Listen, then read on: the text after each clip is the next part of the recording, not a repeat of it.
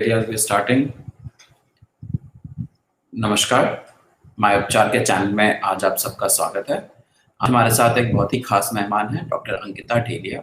ये art of living के साथ जुड़ी हुई हैं। वहाँ पे जो सेंटर ऑफ हीलिंग आर्ट्स है उसकी प्रोग्राम डायरेक्टर हैं और अन्य कई ऑल्टरनेटिव थेरेपीज की एक्सपर्ट भी हैं। तो आइए स्वागत करते हैं डॉक्टर अंकिता ढेलिया का। Welcome doctor Ankita. नमस्ते, थैंक यू मुझे बुलाने के लिए, इनवाइट करने के लिए। एकदम बढ़िया। अच्छा, ढेलिया शुरुआत करते हैं। आप सबसे पहले हमारे दर्शकों को अपने कुछ बताइए अपने बारे में। जी।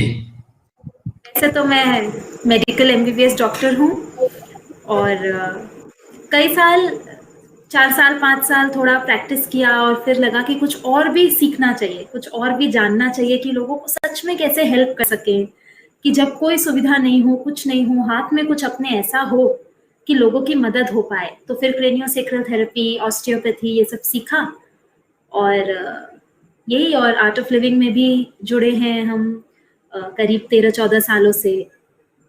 तो साथ में ध्यान को लेके, अलग अलग ऑल्टरनेटिव थेरेपीज लेके, मेडिकल नॉलेज लेके बस लोगों को कैसे हेल्प कर सके यही रहा। तो यही करते हैं अभी। ये हमारे बैंगलोर आश्रम के पास श्री श्री आयुर्वेदा हॉस्पिटल है, तो वहाँ पे मैं ऑस्टियोपैथी डिपार्टमेंट देखती हूँ, पेशेंट्स देखती हूँ। और हमारा Shri Shri centre of healing arts है, जहाँ पे हम क्रेनियोसैक्रल थेरेपी का पूरा प्रशिक्षण देते हैं, फाउंडेशन ट्रेनिंग डिप्लोमा देते हैं। तो उसका हमने वो प्रोग्राम देखते हैं, सिखाते हैं, उसका एडमिनिस्ट्रेटिव काम। तो यही है। और अलग से देखा जाए तो मुझे कुकिंग का बहुत शौक है, पोइट्री का शौक है, तो ये सब करते हैं फ्री टाइम पे और लाइफ एंजॉय करते हैं बस। बहुत अच्छा लगा डॉक्टर अंकिता सुन के। तो दर्शकों, आज हम बात करेंगे डॉक्टर अंकिता से कि कैसे आप घर पे रहकर फिट रह सकते हैं, उसके लिए सही जीवन शैली क्या है। और उसके अलावा जो आपके सवाल होंगे वो भी हम लेंगे। डॉक्टर अंकिता से गुजारिश करेंगे कि वो आपके सवालों का जवाब दें। और सेशन के एंड में हम एक लाइव मेडिटेशन भी आज जरूर करेंगे डॉक्टर अंकिता के साथ। तो डॉक्टर अंकिता, आपने बताया कि आप क्रेनियोसैक्रल थेरेपी आपने सीखी है, ऑस्टियोपैथी आप करती हैं, तो ये होती क्या है? पहले कुछ संक्षेप में बताइए। हाँ, मैं बताती हूँ। तो ये इंडिया में असल में अभी तो थोड़े नए में ही है, वैसे तो काफी पुरानी है। ऑस्टियोपैथी 1874 में निकला था। डॉक्टर एंड्रू टेलर स्टिल करके थे, उन्होंने निकाला था अमेरिका में। और क्रेनियोसैक्रल थेरेपी फिर 1905 में उन्हीं के एक स्टूडेंट थे, विलियम गार्नर सदरलैंड, उन्होंने निकाले।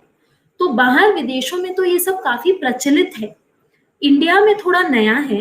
तो इनमें क्या होता है, ये touch based and movement based होती है। तो जैसे स्पर्श के द्वारा और थोड़ा हम बोलते हैं ना, शरीर के मैनिपुलेशन, शरीर को हिलाना करना, उसके हिसाब से काम करते हैं। तो इसका बोलते हैं जो बेसिस है कि ये कैसे काम करती हैं, ये शरीर की जो संरचना जैसे हुई है, कहाँ सारी नसें हैं, कहाँ हमारा अलग अलग मांसपेशियां हैं, कहाँ मसल्स हैं, कहाँ अलग अलग सारे ऑर्गन्स हैं, उसके ऊपर बहुत डिपेंडेंट होता है। तो ऑस्टियोपैथी में 3 बोल सकते हैं धाराएं होती है। तो पहली तो है पैराइटल ऑस्टियोपैथी बोलते हैं, मतलब कि क्या, सारे जो हमारे मसल हो गए, सारे बोन्स हो गए, हड्डियां, मसल, जॉइंट्स, ये सब से रिलेटेड कुछ भी हो तो उस पे काम करते हैं। जैसे कि किसी को स्प्रेन हुआ, कोई स्पोर्ट्स इंजरी हुई, या फिर आप समझिए कमर का ये जो स्पाइन, ये सब के इश्यूज होते हैं, वो सब हुआ। कोई वो जो अपने बोलते हैं ना, पुल हो गया, मसल पुल हो गया, गर्दन अकड़ गई, या ये सारा होता है। या स्पाइन के जो बड़ी बड़ी बीमारियां होती हैं लोगों को, ये सब में बहुत अच्छा काम करता है। तो देखा जाता है सर्जरी से बच जाते हैं लोग इस पे एडजस्टमेंट्स करके। तो ये होता है पैराइटल ऑस्टियोपैथी। फिर उसका एक और हिस्सा होता है जिसको बोलते हैं विसरल ऑस्टियोपैथी। विसरा मतलब सारे ऑर्गन्स, जो हमारे अंदरूनी ऑर्गन है ना, जैसे लिवर हो गया, लंग्स हो गया, पेट हो गया, पैंक्रियाज हो गया, हमारी आंतें हो गई, इंटेस्टाइन्स हो गई, फिर सारी जो ग्लैंड जो हार्मोन्स निकालती है, जैसे थायराइड हुआ, तो ओवरीज हुए, ये सब का थोड़ा मैनिपुलेशन करना, इनको रिलीज करना, लूजन करना, इन चीजों से रिलेटेड जो किसी को तकलीफ है उस पे काम करने का विसरल ऑस्टियोपैथी होता है। और एक तीसरा हिस्सा होता है जिसको बोलते हैं क्रेनियल ऑस्टियोपैथी। क्रेनियल मतलब ये आपका सर का हिस्सा, ब्रेन जिसके अंदर होता है ना, हमारा मस्तिष्क जहाँ है, वो जगह को हम बोलते हैं क्रेनियम, स्कल का ऊपर का हिस्सा। कपाल, कपाल इज क्रेनियम।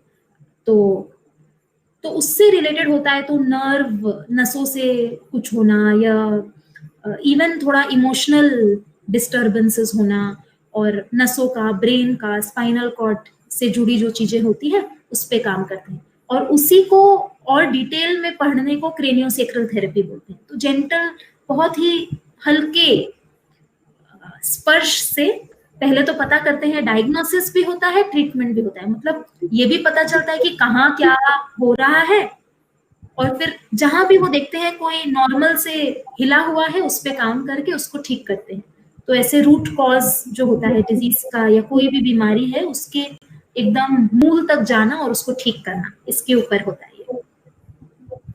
अच्छा, तो ये ज्यादातर वो स्पाइन की प्रॉब्लम से ही है कि में ही है कि कमर दर्द और अन्य जोड़ों में दर्द, इस तरह की प्रॉब्लम? देखिए, जैसे कि जो मैंने आपको बताया, पैराइटल ऑस्टियोपैथी जो है, उसमें होता है सब। तो सारे मसल, सारे जॉइंट, शरीर के सारी हड्डियां रिलेटेड, तो कमर दर्द हो, गर्दन दर्द हो, या आपका स्प्रेन हो, कोई भी स्पोर्ट इंजरी हो, ये सब बोलते हैं ना, टेनिस एल्बो हुआ, गोल्फर्स एल्बो हुआ, ये सारी चीजों में काम करता है। और सब ऑर्गन्स, फिर इवन कोई हार्मोनल इम्बैलेंस किसी को होते हैं, हार्मोन ऊपर नीचे चल रहे हैं, किसी को माइग्रेन की, वर्टाइगो, जो चक्कर आना, ये सब प्रॉब्लम होती है, डाइजेशन ठीक से नहीं होता, वो अपच का, फिर वो इरिटेबल बावल सिंड्रोम, ये सब जो बोलते हैं, ये सब में देखा गया है बहुत अच्छा काम करता है और बहुत जल्दी काम करता है।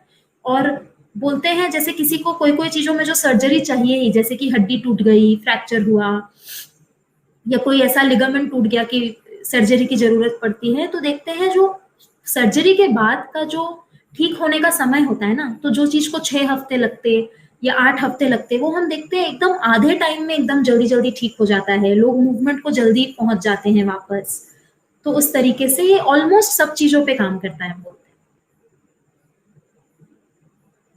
बस आपके हॉस्पिटल ही आना पड़ता है कि कुछ कोई घर पे रह के भी कर सकता है?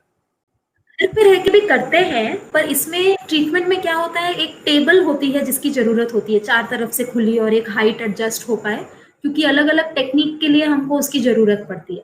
तो बेटर होता है कि आए, पर कई लोग हैं जो घर जाके भी करते हैं। जैसे अभी इंडिया में करीब 27 लोग हैं जो ऑस्टियोपैथी कर रहे हैं, पूरे देश में फैले हुए। तो कुछ लोग अपने क्लिनिक में करते हैं, कुछ घर जाके भी करते हैं। और क्रेनियोसेक्रल थेरेपी के तो अभी 100 जने, तो हम 100 बच्चे तो हमारे स्कूल से ही अभी पास आउट हो रहे हैं, तो 100 तो वही हैं, और भी थोड़े और हैं पुराने। तो क्रेनियोसेक्रल थेरेपी भी कई लोग घर जाके होम विजिट करके करते हैं। तो इनफैक्ट हम एक, हमारी जो वेबसाइट है उसमें तो दिखाते भी हैं कौन कौन किस शहर में प्रैक्टिस कर रहे हैं, तो आप उनसे जुड़ सकते हैं, अपने ही शहर में किसी से ले सकते हैं। ये वेबसाइट पे जाके अगर कोई क्रेनियोसेक्रल हाँ, थेरेपी सर्च हो तो SSSOHA.com है, Shri Shri school of healing arts का, SSSOHA.com। तो उस पे एक है प्रैक्टिशनर एरिया, उसमें दिखाते हैं, तो हर शहर में कौन प्रैक्टिस कर रहा है उसका दिखाते हैं, तो आप उससे पर्सनली कांटेक्ट करके कर सकते हैं। जी, शुक्रिया। उम्मीद करते हैं कि जो भी हमारे दर्शक हैं जिनको spine, back pain, joint pain, इस तरह की दिक्कतें हैं, वो जरूर इसका फायदा उठाएं। रिलेटेड हो, कोई हॉर्मोन्स का हो, वर्टाइगो, माइग्रेन से इतने लोग परेशान रहते हैं, पेट की बीमारी से इतने लोग परेशान रहते हैं, फिर महिला लोग अपने मासिक धर्म से इतनी, कई लोगों को कुछ ना कुछ तकलीफ होती है, ऊपर नीचे चलता है, उससे परेशान रहते हैं, ये सब में बहुत फायदा करता है। फिर जैसे हमारे कुछ दर्शक बोल रहे हैं कि उनको पीसीओडी की प्रॉब्लम है, क्या उसमें भी हेल्प होती है? बहुत ज्यादा हेल्प करता है। इनफैक्ट हमारे पास काफी सारे केसेस हैं जिनका पीसीओडी रिवर्स हो गया है, उनके अल्ट्रासाउंड में चेंज आया है, हार्मोन लेवल्स में चेंज आया है। और वैसे पीसीओडी बोल रहे हैं तो मैं आपको 1-2 नुस्खे देना चाहूंगी जो बहुत फायदा करते हैं।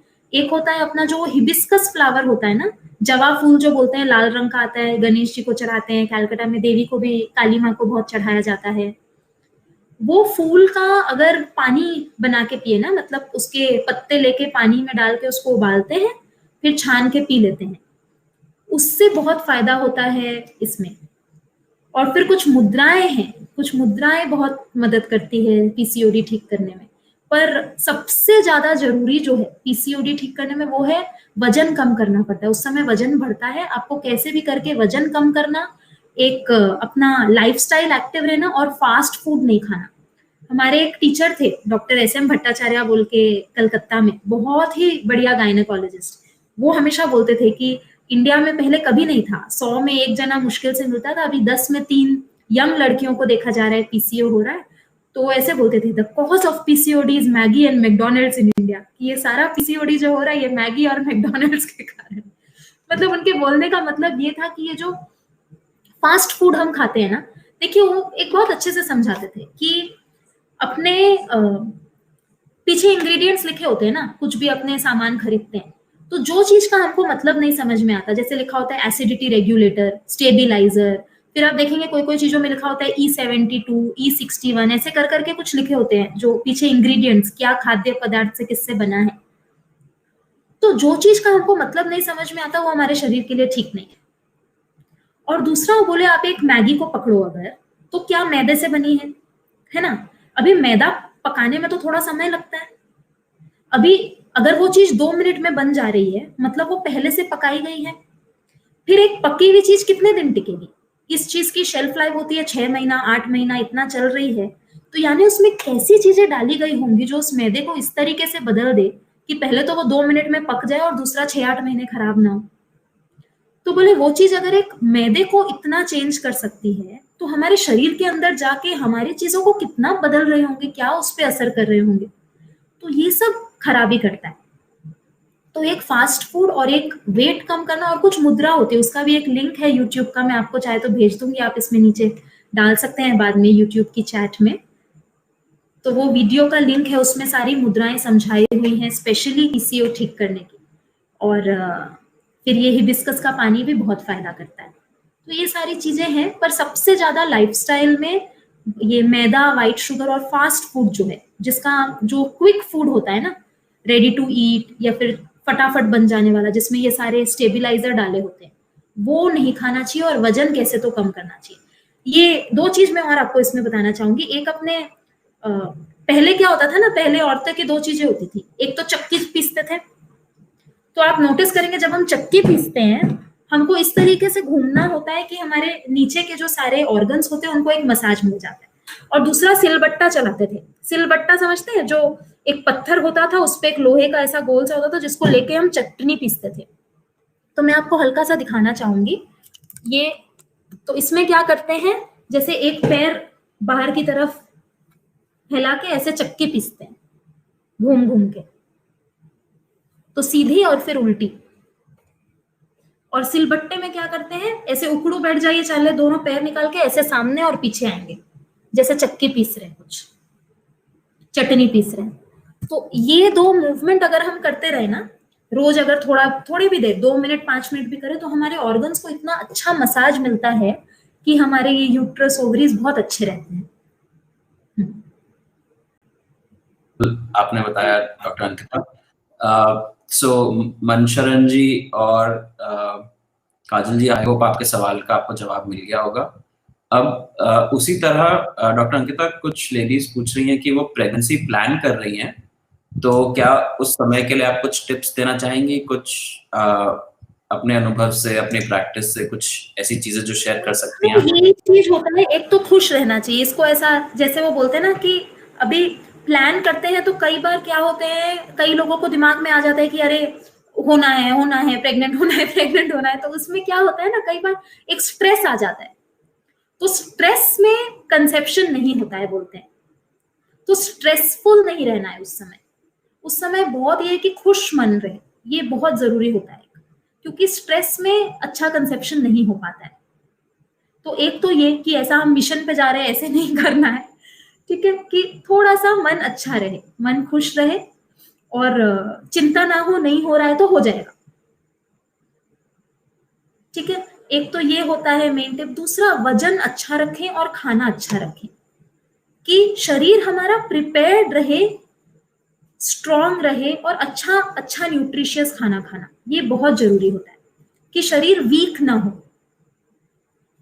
तो आयरन अच्छा रहे, थोड़े खजूर खाएं, थोड़ा ये बोलते हैं क्या, जैसे अच्छे सुबह फल खाएं, रात में थोड़ा दूध पीजिए, और प्रोटीन, कार्बोहाइड्रेट, फैट सब अच्छे से अच्छी मात्रा में अच्छा खाना खाना, ये बहुत जरूरी होता है। थोड़ा स्ट्रेंथ रहे, थोड़ा अगर हम ये जो मैंने बताया ना, चक्की चलाना और ये चटनी पीसना और थोड़ा सा मूवमेंट करते रहे, तो इससे क्या होता है, हमारे ऑर्गन्स में थोड़ी स्ट्रेंथ होती है, मसल्स में थोड़ी स्ट्रेंथ होती है, तो उससे भी काफी अच्छा रहता है। और वजन को थोड़ा नियंत्रित रखें, बहुत बढ़ने ना दे, बहुत घटने ना दे, तो वजन को थोड़ा सा बैलेंस रखना, एक बैलेंस बीएमआई रखने से भी बहुत अच्छा रहता है। और ये जो मैंने हिबिस्कस फूल का बताया ना, ये अगर प्रेगनेंसी आप प्रिपेयर कर रहे हैं या आपको लगता है प्रेग्नेंट हो, तो नहीं लेते, क्योंकि ये यूट्रस को क्लियरिंग में फैसिलिटेट करता है, क्लियर आउट करने में मदद करता है। तो अगर हिबिस्कस का पानी पीते हैं तो वो प्रेगनेंसी के समय नहीं लेते, उसका एक ये है, आप अदरवाइज लेते हैं, पर प्रेगनेंसी है तो नहीं लेते, क्योंकि उस समय हमको यूट्रस को क्लियर नहीं करना है, हमको हमारे जो क्या बोलते हैं, गर्भाशय बोलते हैं, गर्भालय, गर्भाशय, गर्भाशय को उस समय हमको क्लियर आउट नहीं करना है, तो वो। अच्छा, डॉक्टर अंकिता, ज्योति जी पूछ रही हैं कि उनका वो प्रेग्नेंट हो गई हैं, मुबारक हो ज्योति जी, और उनका 4th मंथ चल रहा है, तो और वो कह रही है कि उन्हें थायराइड की भी प्रॉब्लम है, तो कह रही है क्या मुझे दिक्कत हो सकती है? नहीं, हाँ, सो फर्स्ट ऑफ ऑल तो कॉन्ग्रेचुलेशंस ज्योति जी, तो ये एकदम एंजॉय करने का टाइम है ये तो पूरा। और थायराइड के कारण देखिए, वैसे तो उतने तो ऐसा कोई कॉम्प्लिकेशन नहीं आता है, पर वो मेंटेन रखते हैं, वो आई थिंक उनके डॉक्टर ने उनको दवाई दे रखी होगी उसकी, तो वो मेंटेन करते हैं लिमिट, थोड़ा स्ट्रेस अवॉइड करते हैं। इसमें भी यही है, थायराइड थोड़ा स्ट्रेस से ज्यादा स्टिम्युलेट होता है, तो स्ट्रेस को अवॉइड करना होता है, खुश रहना बहुत जरूरी है थायराइड का। वैसे कोई दिक्कत नहीं आएंगी, क्योंकि वो लेवल मेंटेन रखते हैं, तो इतनी कोई मुश्किल नहीं आती, खास कॉम्प्लिकेशन नहीं आता कुछ। अच्छा डॉक्टर अंकिता, हम अपने आज के टॉपिक से जुड़े हुए कुछ सवाल पूछते हैं। तो हाँ, कुछ लोग, ये हम थोड़ा डिविएट हो गए हैं। सो आज का हमारा विषय था कि हम घर पे रह के कैसे फिट रह सकते हैं। तो इसी से जुड़े हमारे कुछ दर्शक पूछ रहे हैं, 2 तरह के सवाल पूछ रहे हैं। कुछ लोग कह रहे हैं कि मेरा वेट ज्यादा है, मुझे कम करना है, कुछ लोग कह रहे हैं मेरा वेट कम है, मुझे ज्यादा करना है। तो आप जरा दोनों के बारे में बताइए कि घर पे रह के कैसे हम एक सही लेवल ऑफ फिटनेस पे पहुंच सके। तो देखिए, घर पे रह के 2 से 3 चीजें हो सकती है, ठीक है। एक तो क्या चीजें हमारे एकदम हाथ में है, एक है हमारा खाना, हम कैसा खाना खाते हैं, कैसा आहार लेते हैं। एक हमारा एक्टिविटी लेवल क्या है, हम कितना हिलते डुलते हैं या कितना बैठे रहते हैं एक जगह पे, ठीक है। और एक और तीसरी चीज क्या होती है, हम कितना सोते हैं, हमारा मन कैसा रहता है, ये सब चीजें भी काफी असर करती हैं। तो देखिए, एक तो क्या होता है, खाने पे तो हमारा थोड़ा कंट्रोल है, हम क्या खा रहे हैं क्या नहीं खा रहे हैं, हम इस पे देख सकते हैं। अभी जो एक्सरसाइज और एक्टिविटी लेवल है, इसमें थोड़े पे हमारा कंट्रोल है, थोड़े पे नहीं है। कैसे, अगर हमारा काम ऐसा है कि हमको इतने देर बैठे ही रहना पड़ता है, हमारी कंप्यूटर पे मीटिंग होती है, हमको बैठे रहना पड़ता है, या हमारी क्लासेस है, कुछ भी है कि बैठे रहने का काम, तो मतलब इतने घंटे तो फिक्स हो गए कि बैठे ही रहना है, तो उस पे कंट्रोल नहीं है। पर बाकी समय हम क्या करते हैं, थोड़ा उसको बैलेंस कर ले मूवमेंट के साथ, ये कर सकते हैं। और तीसरा होता है हमारी नींद, जो कि बहुत जरूरी है। अभी स्पेशली लॉकडाउन में क्या हो गया है, या तो बहुत ज्यादा सोते हैं, या फिर हम फोन पे लगे हैं, कुछ लगे हैं, तो हमारी एकदम जो एक डिसिप्लिन लाइफ होती थी ना, कि हमको इतने बजे सोना है, इतने बजे उठना है, वो कई लोगों की हिल गई है थोड़ी, क्योंकि अभी कहीं जाना नहीं है, आराम से कोई भी समय उठ सकते हैं, कोई भी समय सो सकते हैं, तो इसको थोड़ा सा रेगुलेट करना है। और मन कैसा रहे, इस पे बहुत फर्क पड़ता है। तो मन के लिए क्या, उसके लिए तो ध्यान से अच्छा कुछ नहीं है, ध्यान हो, सुदर्शन क्रिया हो, या कुछ भी, कोई भी एक गाइडेड किसी की सलाह में थोड़ा ध्यान कर लेना, मन अच्छा रखना, चैंटिंग करना, ये सबसे बहुत फर्क पड़ता है। तो आहार का क्या कर सकते हैं, ये आयुर्वेदा के हिसाब से भी बोलते हैं, ये एक मैंने पढ़े थे, एक भगवट्टे जी के कुछ सूत्र थे आयुर्वेदा के, उसमें बोलते थे कि जैसे खाना अपने खाते हैं, तो पेट में एक जठराग्नि होती है ना, डाइजेस्टिव फायर जिसको बोलते हैं। तो हर फायर के लिए क्या होता है, कोई फ्यूल चाहिए होता है। आग कैसे जलेगी, आग का कुछ घी होता है। तो पेट के लिए माना गया है, सुबह में जो जठराग्नि के लिए फ्यूल है हमारा, वो है फ्रूट या फिर फ्रूट जूसेस, फल या फिर फलों का रस। दिन के समय के लिए जठराग्नि के लिए जो फ्यूल है वो है छाछ या बटर मिल्क जो बोलते हैं, छाछ। और रात के लिए जो फ्यूल होता है वो है दूध, ज्यादातर वार्म, निवाया या गर्म दूध। तो अगर हम अपनी जीवन शैली में, अभी देखिए ये ब्रॉडली है, कुछ एक्सेप्शन कुछ लोगों का होता है नहीं सूट करता, बट 90% लोगों को ये फॉर्मूला भिड़ता है कि सुबह में फ्रूट या फ्रूट जूस से शुरुआत करें, उसके बाद अब 15-20 मिनट बाद, आधे घंटे बाद जो खाते हैं वो खाएं, पर शुरुआत अगर फल से या फल के जूस से किया जाए तो बहुत अच्छा होता है। दिन में खाने के साथ या खाने के जस्ट बाद में या पहले थोड़ा बटर मिल्क ले सकते हैं, छाछ ले सकते हैं, और रात में खाने के थोड़े समय बाद सोने के पहले थोड़ा दूध ले लें। तो ये एक बहुत अच्छा एक जेनेरिक उपाय है।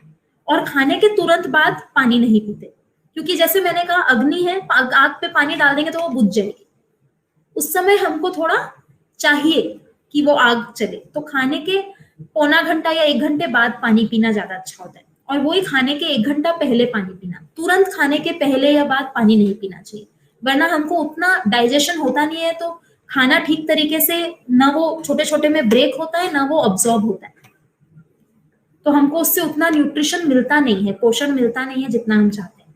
फिर एक दूसरा क्या होता है, थोड़ा हमारे जो शरीर होता है उसको थोड़ा अल्कलाइन बोलते हैं, पीएच जो होता है ना, वो थोड़ा अल्कलाइन रखना अच्छा होता है। तो ये कैसे करिए, अल्कलाइन पीएच शब्द छोड़ दीजिए, एक सिंपल तरीका क्या होता है, जैसे पानी होता है ना हमारा नॉर्मल जो पीने का पानी होता है, रात में कांच के या स्टील के बर्तन में भर के रख दिया, ये कॉपर या चांदी में नहीं रखते, कांच के या स्टील के बर्तन में 1 लीटर 2 लीटर पानी आप रखिए, उसमें 2 स्लाइस क्यूकुम्बर, काकड़ी जो खीरा बोलते हैं, उसकी डाल दीजिए, और 2 स्लाइस नींबू की डाल दीजिए, निचोड़ना नहीं है, बस उसको डाल के छोड़ दिया।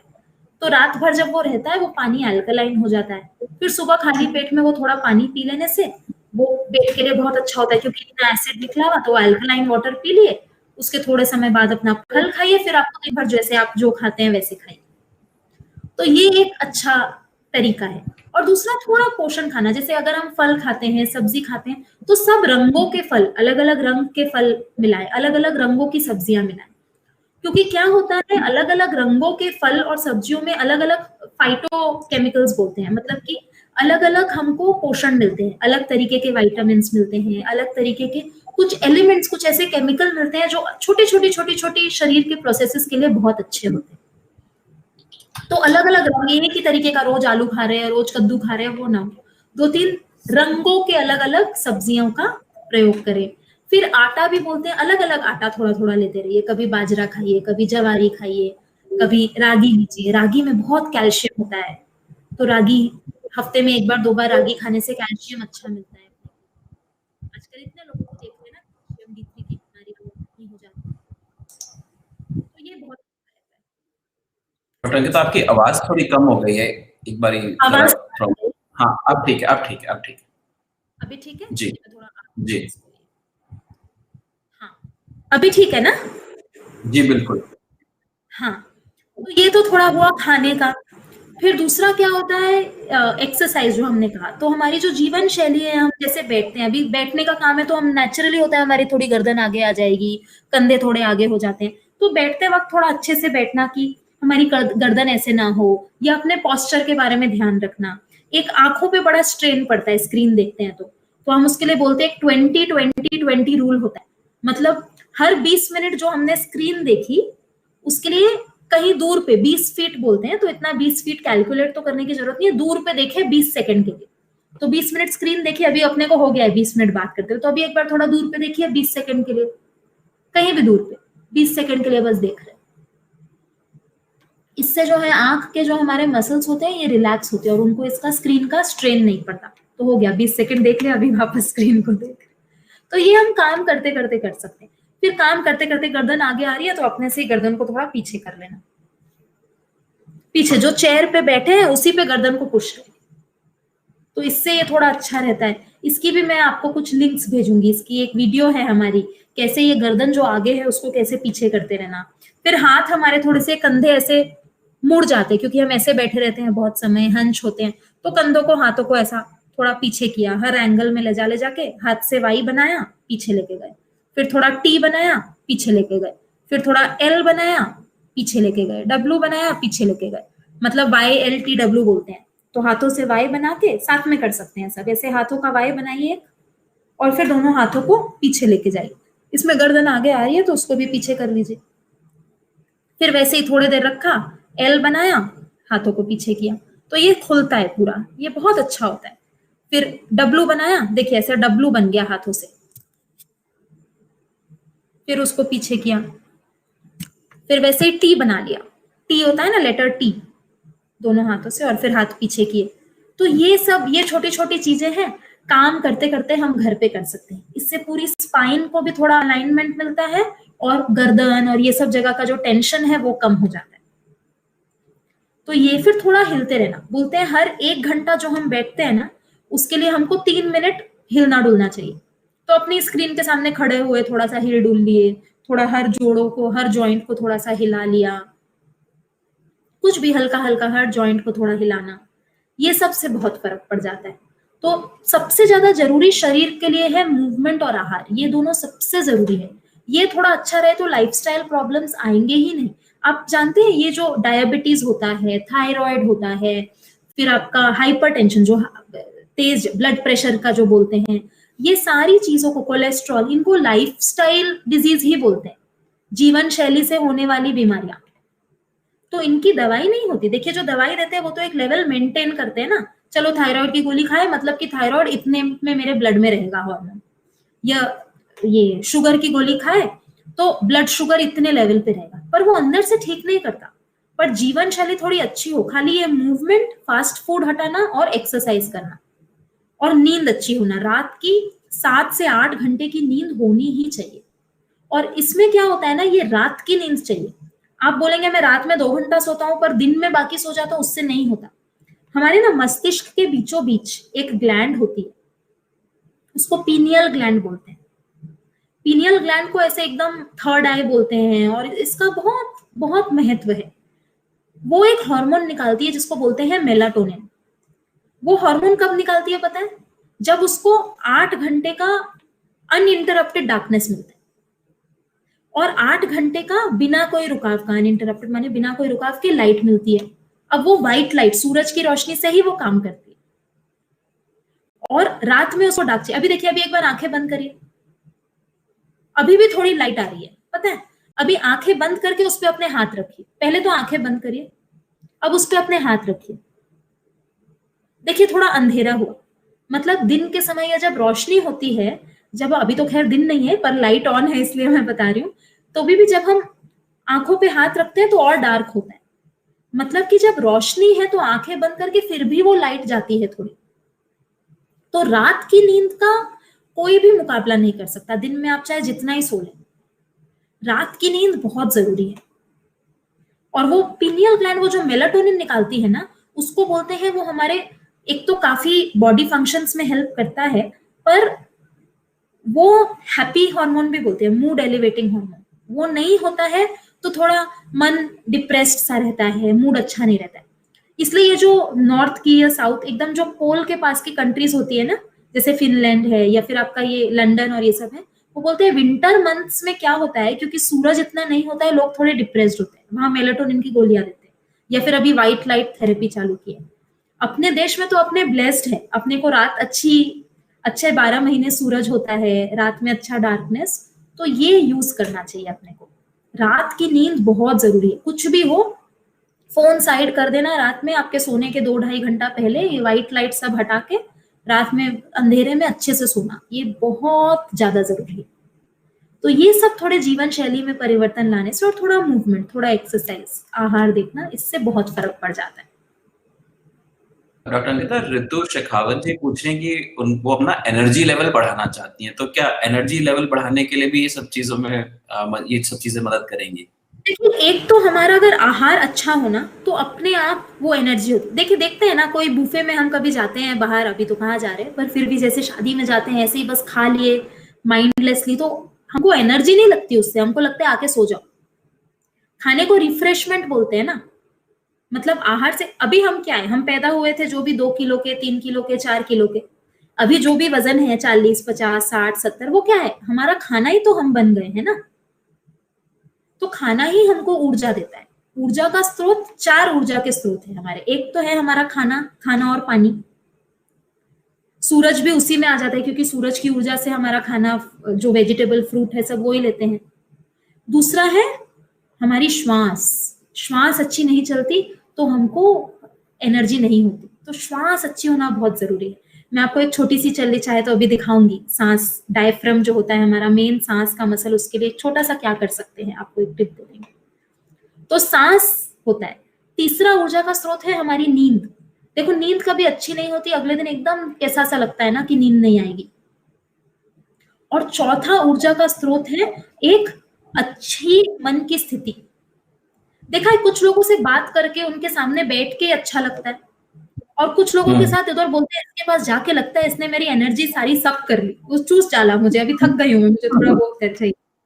तो एक अच्छे मन की स्थिति, काम पीसफुल माइंड, ये भी ऊर्जा का स्रोत होता है। 4 है। तो खाने पीने पे थोड़ा कंट्रोल हो सकता है, कितना खाना, किस समय पे खाना, अच्छा खाना, नया मतलब फ्रेश खाना खाना, ऐसा 1 दिन 2 दिन का रखा बासी खाना नहीं खाना चाहिए।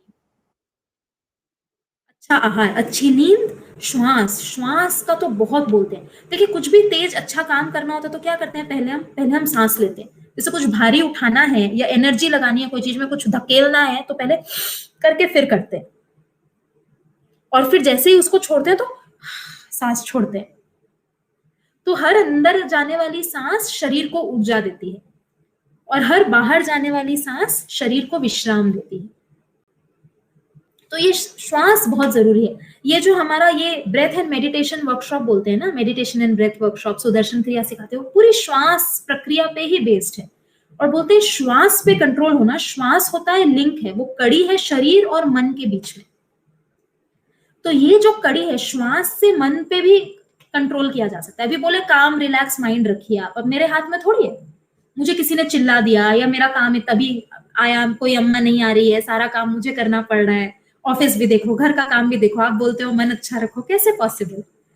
तो मन के स्तर पे मन को नहीं देख सकते, पर श्वास वो कड़ी है जो शरीर और मन को जोड़ती है। तो श्वास का सहारा लेके मन को ठीक किया जा सकता है, हमारे मन को, हमारे चित्त को, सबको श्वास के सहारे से ठीक किया। जैसे एक पतंग होती है ना, पतंग को समझ लीजिए मन है, ठीक है, और जो उसका वो धागा है, जो स्ट्रिंग जिससे हम पतंग को चलाते हैं, वो श्वास है। तो जैसे हम श्वास को, स्ट्रिंग को चलाते हैं, वैसे पतंग जाती है। तो उसी तरीके से हम श्वास के द्वारा मन को एकदम ठीक कर सकते हैं। इसीलिए ये जो सारी चीजें हैं ना, सुदर्शन क्रिया हुआ, प्राणायाम हुआ, अलग अलग प्राणायाम करते हैं हम, ये अनुलोम विलोम प्राणायाम, नाड़ी शोधन प्राणायाम जो बोलते हैं, भस्त्रिका प्राणायाम, कपालभाति प्राणायाम, ये सब इसको इतना अच्छा चैनलाइज कर देता है कि हमारी ऊर्जा बहुत अच्छी रहती है। और वैसे अगर बहुत लो एनर्जी लगता है, डल लगता है, तो इसका भी एक टिप है, मैं आपको देना चाहूंगी। खजूर होते हैं ना, खजूर, डेट्स, तो अभी बहुत डायबिटिक ना हो आप देख लेना, पर खजूर जो होते हैं, तो एक खजूर लेने का, उसके बीच का बीज निकाल देने का, वो बीज के बदले 1 से 2 बूंद घी डालेंगे उसमें, 1 से 2 बूंद, ज्यादा नहीं, फिर उसको बंद कर लेंगे, और वैसे 2 खजूर दिन में खाएंगे। तो ये बोलते हैं ये शरीर में ओजस बढ़ाता है, कि कभी लगता है कि हमको कोई चीज की शक्ति नहीं है, बहुत वीक लग रहा है, तो शरीर का ओजस बढ़ता है। तो खजूर लेने का, उसमें बीज निकाल के 1 से 2 बूंद घी डाल के, ऐसे 2 खजूर दिन में कोई भी समय खा सकते हैं। इससे शरीर में थोड़ा ओजस आता है।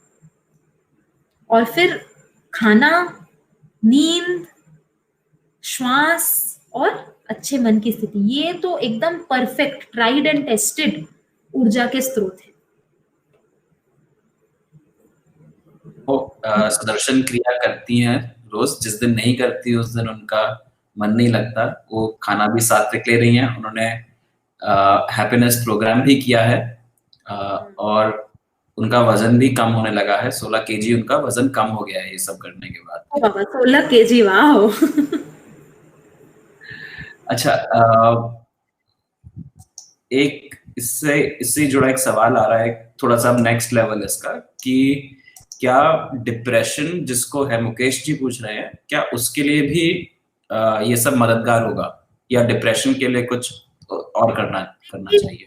ये सारा कुछ मददगार। वैसे तो डिप्रेशन के लिए हम बोलते हैं सुदर्शन क्रिया से भी ज्यादा सहज समाधि जो ध्यान होता है वो बहुत अच्छा है। कई लोगों पे देखा गया है सहज समाधि, यहाँ एक रिसर्च डिपार्टमेंट है, उन्होंने भी किया है कि सहज समाधि करके डिप्रेशन, बाइपोलर डिसऑर्डर, स्किज़ोफ्रेनिया, ये सारा जिनको एंजाइटी डिसऑर्डर्स, इसमें बहुत फायदा हुआ है। फिर डिप्रेशन के लिए एक और बहुत अच्छी चीज है, वो है बैच फ्लावर रेमेडी। अभी ये मैं इसके डिटेल में उतना नहीं जाऊंगी, आप थोड़ा ढूंढ सकते हैं। आपके ये उपचार में वो आए थे खुर्शीद बाटली वाला जी जो आए थे, वो भी अच्छा, वो पूरा, वो तो बैच फ्लावर के इंडिया में बड़े टीचर भी हैं, उनको भी आप कांटेक्ट कर सकते हैं। पर ये बैच फ्लावर रेमेडी लेने से क्या होता है, ये फूलों के एक्सट्रैक्ट से बनी होती है। मतलब फूलों का समझिए पानी सा निकाल के होम्योपैथी के प्रिंसिपल पे, तो 38 अलग अलग तरीके के फूल होते हैं, और वो अलग अलग मूड और अलग अलग टाइप, हमारा जो नेचर है उसके हिसाब से होते हैं। तो इसको साइकेट्रिक नहीं बोल सकते ड्रग, ये नॉर्मल कोई भी लेता है। थकान के लिए एक है, या मुझे बहुत सारा काम है और मैं अभी ओवरवेल्म हो गई, इतना काम है कि मेरे से संभल नहीं रहा, वैसे के लिए है। फिर घबराहट होने के लिए है, डर के लिए है, या फिर कंफ्यूजन है, समझ नहीं आ रहा है क्या करे, ये करे ये करे, वो जो किंग कर्तव्य विमूढ़ की स्थिति होती है ना, क्या करे क्या ना करे की स्थिति, उसके लिए एक है। तो ये जो जनरल नॉर्मल हमको जो रोजमर्रा में ऐसे लगता है मन की अलग अलग स्थिति आती है, उसके लिए एक एक एक एक एक एक एक, एक होता है। तो एक बैच फ्लावर रेमेडी के कुछ प्रैक्टिशनर्स होते हैं, तो वो इस पे आपसे कंसल्टेशन करते हैं और देखते हैं आपके लिए कौन सा होगा, आपका एक रेमेडी मिक्स बना के देते हैं। तो डिप्रेशन में इससे बहुत ज्यादा फायदा होता है। और हाँ, सहज समाधि ध्यान से भी बहुत फायदा होता है डिप्रेशन में। ये दोनों चीजें और साथ में मिला दीजिए तब तो मतलब बोनस है एकदम। आई होप हमारे ऑडियंस को आज एक बहुत अच्छा टिप मिला और वो इसका फायदा उठाएंगे। और बाबा हमारे साथ पहले लाइव किया था, वो इसके एक बहुत ही सीनियर प्रैक्टिशनर और टीचर हैं इंडिया में, तो आप उनसे फिर से जुड़ सकते हैं। उनके इंस्टाग्राम, यूट्यूब, फेसबुक, आप कैसे भी उनसे कांटेक्ट कर सकते हैं। ये अभी असल में शायद बाबा के चैनल पे जा रहा है, BND टीवी पे, और लाइव है साथ में ये सेशन। हाँ, वरना मैं माया उपचार के दर्शकों को बताना चाह रहा था, अगर वो भूल गए हो कि बाबा से बात हुई थी। सोनल काबरा जी कह रही है, yes, I'm a Bach flower remedy practitioner, it works wonders. मैं आपको ना एक ये थोड़ा डाइग्रेस करी हूँ, मैं एक एक्सपीरियंस बताना चाहती हूँ।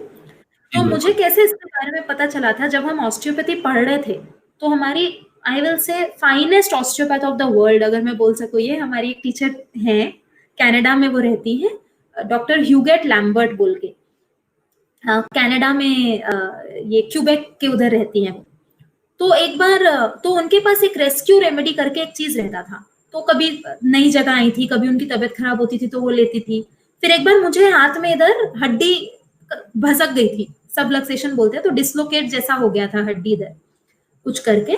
तो काफी कुछ कर रहे थे, दर्द होता था, तो उन्होंने मेरे को वो दिया, उसके रेस्क्यू के ड्रॉप दी, बोले तुम इधर लगाओ। तो वो लगाया और मुझे बहुत फायदा हुआ।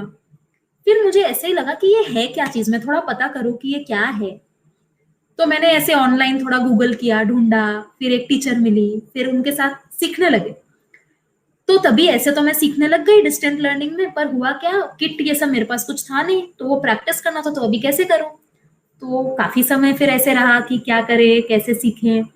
फिर बाबा ने ही असल में किट लिया था, वो भी सीख रहे थे उस समय। तो मैं जैसे बीच में यूनिवर्सिटी से आश्रम कभी आती थी, तो मैं उनसे अपने कुछ लोगों के जिन पे ऐसे ट्राई किया था बैचलर, ऐसा एकदम ट्रायल, उस समय उतना सीखा नहीं था, सीख रहे थे, तो थोड़ा थोड़ा जो सीख रहे थे उसको आजमाते हैं ना, कोई तो मिल जाए तो उस पे, जब नया सीख रहे हैं तो वो कर रहे थे। तो 3-4 लोगों का लिया था। तो एक लड़की को बड़े एजमा की प्रॉब्लम थी, वो सांस एकदम फूलता था। एक दूसरी लड़की थी, उसको ये मासिक धर्म का ही प्रॉब्लम था। और एक तीसरा एक लड़का था, उसको फिट्स आते थे। तो उनका अलग पूरा इलाज चल रहा था, पर इन तीनों के ऐसे मन की स्थिति के हिसाब से मैं ये बैच फ्लावर रेमेडी लेके गई यहाँ से बना के, उनको दिया। वो बोले हमको इतना फर्क पड़ गया। उनको अटैक आए उसके बाद भी, पर जो हफ्ते में एक या महीने में एक आते थे, वो एकदम दूर दूर आने लग गए, लंबा नहीं लास्ट करता था। उसके बाद उनका जो इफेक्ट होता था, वो बोले उतना नहीं रहता एक एस्मा अटैक के बाद या फिर एक फिट्स के अटैक के बाद। तो बोले उनको ओवरऑल इतना फायदा हो गया उससे। तब मुझे लगा भाई ये कुछ तो है। मैं तो ट्राई मार रही थी कि चलो देखते हैं क्या है, नुकसान की तो चीज है नहीं, पर बहुत अच्छा काम करता है, बहुत ज्यादा अच्छा। करूंगा हमारे सारे ऑडियंस को कि वो भी जरूर ट्राई करें। सो डॉक्टर अंकिता, अभी हमारे पास सिर्फ 15 मिनट और बाकी हैं, तो मैं चाह रहा था कि हम एक तो मेडिटेशन सेशन करेंगे, और कुछ लोग के सवाल आ रहे हैं कि हम खाना खा चुके हैं तो क्या हम मेडिटेशन कर सकते हैं, क्या इस समय मेडिटेशन हाँ, करना सही रहेगा? बीजू जी पूछ रहे हैं।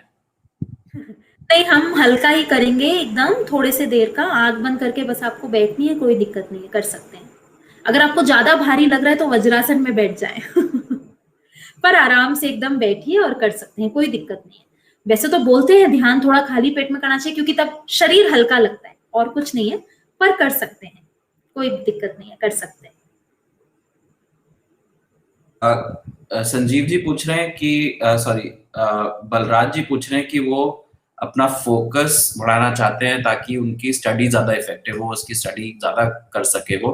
तो क्या मेडिटेशन या फिर जो आज आपने हमें टिप्स दिए फिट रहने के लिए, क्या वो उसमें भी हेल्प करते हैं? बिल्कुल हेल्प करेंगे। देखिए, जैसा अन्न वैसा मन, तो वैसे भी बोलते हैं। तो हमारे आहार से बहुत फर्क पड़ता है। नींद का इसमें बहुत ज्यादा बड़ा रोल है, नींद का। और मैं एक और, फिर अभी आपने पूछा ही है तो मैं एक और टिप घुसाती हूँ इधर। हम ना अक्सर अपने मस्तिष्क का एक हिस्सा ज्यादा इस्तेमाल करते हैं। तो राइट ब्रेन लेफ्ट ब्रेन बोलते हैं ना, तो कई लोग लॉजिकल ज्यादा होते हैं तो एक हिस्सा ज्यादा कैलकुलेशन का काम है, चार्टर्ड अकाउंटेंट है या फिर उस तरीके का होता है तो एक तरीके का हिस्सा ज्यादा करता है। फिर आप समझ लो म्यूजिशियंस हैं, आर्टिस्ट्स हैं, पोएट्स हैं, तो एक तरीके का हिस्सा ज्यादा होता है। फिर दूसरा क्या होता है, हाथ में भी। जैसे कई लोग हम बोलते हैं ना dominant right hand, dominant left hand, कि हम एक ही हाथ को ज्यादा इस्तेमाल करते हैं लिखने के लिए, ब्रश करने के लिए। इससे भी ज्यादा आप नोटिस करेंगे, ध्यान देंगे, जैसे नॉर्मल सीढ़ी तो हम दोनों पैर से चढ़ते हैं, पर कहीं कहीं जहां सिर्फ जब एक दहलीज पार करनी हो या एक ऊंची सीढ़ी हो, हम एक ही पैर ज्यादातर इस्तेमाल करते हैं, ऊंचा चढ़ने के लिए, ऊंचा उतरने के लिए। तो शरीर में ये होता है कि एक एक तरफ ज्यादा इस्तेमाल होता है, एक तरफ कम इस्तेमाल होता है। तो अगर हम इसमें कुछ एक्टिविटीज ऐसी कर सकते हैं जिससे हम अपने मस्तिष्क को ट्रेन करते हैं कि हम दोनों हिस्से थोड़े इस्तेमाल करने लगे, इससे भी कंसंट्रेशन आता है और ब्रेन एज नहीं होता है जल्दी, तो ब्रेन बहुत अच्छा डेवलप करता है। तो जैसे कि क्या, एक तो जैसे हम ब्रश करते हैं ना, दंत मंजन करते हैं जो, तो अगर राइट से करते हैं तो लेफ्ट से करें, थोड़े दिन चेंज करें। फिर जैसे अगर हमको आदत है, कोई भी चीज कोई हमको दे रहा है कुछ पकड़ने की, या जैसे कि कुछ उठाने का, अगर राइट हैंड की ज्यादा आदत है तो लेफ्ट इस्तेमाल करें, लेफ्ट की ज्यादा आदत है तो राइट करें। चढ़ना उतरना जो करते हैं, अगर हमको आदत है कि हम हर राइट से शुरू करते हैं या लेफ्ट पैर से करते हैं, जो पैर इस्तेमाल करते हैं ज्यादा उसके बदले उल्टा करें। फिर जैसे एक, ये तो मैं भी उतना अच्छा नहीं कर पाती पर मैं कोशिश करती हूँ, जैसे एक हाथ ऐसे घुमा रहे हैं ना, तो ऑटोमेटिकली दूसरा भी ऐसे ही घूमेगा, देख रहे हैं ना। तो दोनों को उल्टा घुमाना, एक अगर बाहर की तरफ जा रहा है तो दूसरा अंदर की तरफ घुमाना। ओके, मैं थोड़ा घूमती हूँ, हाँ। तो ये अंदर की तरफ, ये बाहर की तरफ। ये मैं भी उतनी ग्रेट नहीं हूँ उसमें, सेम ही करने लगे, पर कोशिश करना, एक अंदर की तरफ घुमा रहे तो एक बाहर की तरफ। थोड़ा तो आता है, हाँ, देखिए अभी हो रहा है, आया समझ में? एक एक सीधा एक उल्टा। फिर जैसे दोनों हाथ से साथ में लिखने की कोशिश करना, तो एक से लिखना तो थोड़ा टफ हो जाता है, तो शुरू में एक हाथ से स्ट्रेट लाइन बना रहे तो दूसरी से कर्व लाइन बना रहे हैं पेन पेपर लेके। फिर एक हाथ से स्क्वायर ट्राइंगल बना रहे हैं, एक हाथ से सर्कल बनाइए, तो वो धीरे धीरे आएगा। शुरू में देखेंगे दोनों हाथ एक ही चीज कर रहे हैं, फिर धीरे धीरे लिखने की प्रैक्टिस करना। मिरर इमेज लिखना, जैसे अगर हम सीधा लिखते हैं तो मिरर इमेज में उल्टा लिखने की कोशिश करना। ये सबसे ब्रेन बहुत डेवलप होता है, ब्रेन एक्टिविटी बहुत अच्छी होती है। और फिर ध्यान से तो बोलते ही हैं, ये तो गुरुदेव बोलते हैं, गुरुदेव श्री श्री रविशंकर की, जब हम ध्यान करते हैं ना तो हमारे मस्तिष्क में बीचों बीच एक एमिगडाला होता है जिसको चिंतामणि बोलते हैं। तो चिंतामणि छोटी होती है, मतलब कि क्या, छोटी छोटी चीज से जिससे चिंता बढ़ जाती थी या हम अलर्ट हो जाते थे, हमको वो उतना इफेक्ट नहीं करती। फिर एक हिप्पोकैम्पस करके एक और हिस्सा होता है ब्रेन का, तो उसमें बोलते हैं, उसमें दरारें जैसी, लीजन्स जैसे आते हैं जितना स्ट्रेस होता है या जितना हम एक्टिविटी में इन्वॉल्व होते हैं, तो बोलते हैं ध्यान से वो भी थोड़े कम होते हैं। तो ये सब चीजों में ब्रेन का फिजिकल डेवलपमेंट और न्यूरोप्लास्टिसिटी एक कॉन्सेप्ट है। पहले बोलते थे ब्रेन बिल्कुल भी कुछ बढ़ नहीं सकता, कुछ डैमेज हुआ तो परमानेंट रहेगा। अभी बोलते हैं नहीं, न्यूरोप्लास्टिसिटी है, मतलब कि इनमें भी रिपेयर, ग्रोथ, ये सब है। तो ये भी ध्यान से बहुत अच्छा होता है। तो ये सारा, तो ये ब्रेन डेवलपमेंट एक्सरसाइज रोज कर सकते हैं। थैंक यू इसको बोलते डॉक्टर हैं Ankita. Cultural left brain activity बोलते हैं ऐसा। तो ये बहुत फायदा करता है। अभी बाहर कई देशों में तो स्कूलों में इसको डाल रहे हैं, और कि अब बड़े होके बुढ़े होके क्या सीखेंगे, बचपन से ये इनकलकेट करो ताकि अच्छा डेवलपमेंट हो।